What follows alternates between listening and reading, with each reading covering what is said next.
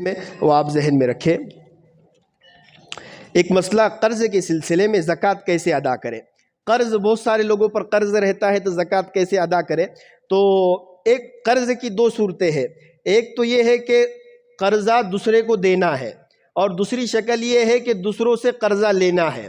اب قرضہ دوسروں کو دینا ہے تو اس کی شکل یہ ہے کہ اپنے پاس جتنا مال ہے، اب جتنا مال ہے، جتنی چیزوں پر زکوٰۃ فرض ہوتی ہے، اب اتنا سب مال کو جمع کر کے اس کی پوری کل رقم نکالے، پورا مال جمع کرے، اور اس کی کل رقم کتنی بنتی ہے، 10 لاکھ بنتی ہے اور 5 لاکھ روپے دینے ہیں تو 5 لاکھ روپے مائنس کرے اور 5 لاکھ روپے پہ زکوٰۃ آ جائے گی۔ بات سمجھ میں آ گئی ہے؟ یعنی کل رقم کو جمع کرے اور کتنا دینا ہے وہ نکال کر جتنی بچتی ہے اس کے اوپر زکوٰۃ واجب ہو جائے گی۔ اسی طریقے سے اب دینا تو نہیں ہے لیکن لینا ہے، بہت سارے لوگوں کو لاکھوں روپے قرضہ دیا ہے، تو اب اس صورت کے اندر یہ ہے کہ اس کے اوپر بھی زکوٰۃ واجب ہوگی۔ جتنا سامنے والے کو دیا ہے اگر وہ اتنا ہے کہ اس کے اوپر زکوٰۃ فرض ہوتی ہے تو اس کے اوپر بھی زکوٰۃ ہمارے اوپر فرض ہوگی۔ اب اس کی شکل تو یہ ہے کہ ہر سال ہم مکمل طور پر زکوٰۃ ادا کریں، جتنا سامنے والے کو دیا ہے۔ اگر یقینی ہم کو معلوم ہے کہ جس کو دیا ہے وہ 2 سال 3 سال کے بعد دے گا تو ہر سال ہم کیا کریں، اس کی زکوٰۃ نکالتے رہیں۔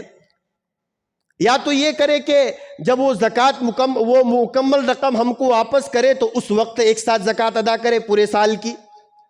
لیکن کبھی کبھار ایسا ہوتا ہے کہ ہم نے کسی کو بہت ساری رقم قرض کے طور پر دی ہے لیکن ہمیں معلوم نہیں ہے کہ آئندہ یہ رقم دے گا کہ نہیں دے گا، تو اس سلسلے میں علماء کہتے ہیں کہ زکوٰۃ اس وقت تک نہیں نکالنی چاہیے جب تک کہ ہمارے ہاتھ میں نہ آئے۔ جب ہمارے ہاتھ میں آ جائے گی تو جتنے سال اس کے پاس وہ رقم رہی اتنے سال کی زکوٰۃ دینی ضروری ہوگی۔ یہ بڑا اہم مسئلہ ہے۔ اسی طریقے سے بہت سارے لوگ دکان کے سلسلے میں پوچھتے رہتے ہیں کہ دکان کے سلسلے میں کس طریقے سے ہمیں زکوٰۃ نکالنی ہے، اس کا کون سا ریٹ معلوم کرنا ہے۔